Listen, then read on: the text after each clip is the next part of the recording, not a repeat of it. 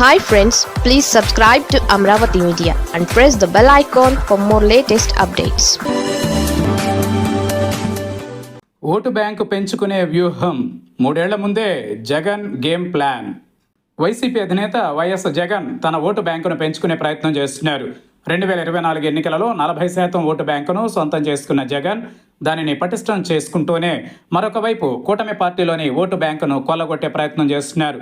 ఆంధ్రప్రదేశ్లో TDP, YCP రెండు బలమైన పార్టీలు. జనసేనకు 7%, బీజేపీకి 5% ఓట్లు మాత్రమే ఉన్నాయి. ఒంటరిగా పోటీ చేస్తే అవి కూడా రావు. కానీ వచ్చే ఎన్నికలలో కూటమి పార్టీలు కలిసి పోటీ చేసినప్పటికీ వారి ఓటు బ్యాంకు తన దరి చేరేలా పావులు కదుపుతున్నారు. అందుకే ఎన్నికలు మరో 3 ఏళ్లు ఉండగానే జగన్ తన గేమ్ ప్లాన్ సిద్ధం చేసినట్లు చెబుతున్నారు. గత ఎన్నికలలో యువత, మధ్యతరగతి వర్గాలు, ప్రభుత్వ ఉద్యోగులు, ఆర్టీసీ సిబ్బంది కూటమి వైపునకు మొగ్గు చూపారన్న అనుమానం జగన్లో ఉంది.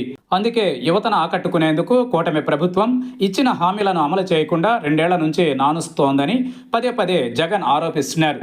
తాము అధికారంలోకి వస్తే ఒక్కొక్క నిరుద్యోగికి 3,000 రూపాయలు నెలకు నిరుద్యోగ భృతి ఇస్తామని చేసిన హామీని అమలుపరచకపోవడంపై ప్రజల్లోకి బలంగా తీసుకెళ్తున్నారు.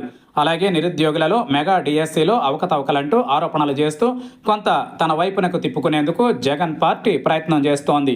23 లక్షల ఉద్యోగాలు ఎక్కడో చెప్పాలంటూ కూటమి సర్కార్ను నిలదీస్తున్నారు.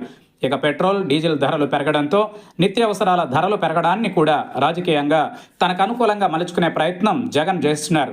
ఇందులో భాగంగానే కేంద్ర ప్రభుత్వం పశ్చిమాసియాలో యుద్ధ ప్రభావం కారణంగా పెట్రోల్ ఉత్పత్తుల ధరలను పెంచితే దానిని కూటమి సర్కారుకు ఆపాదించే ప్రయత్నం చేస్తున్నారు.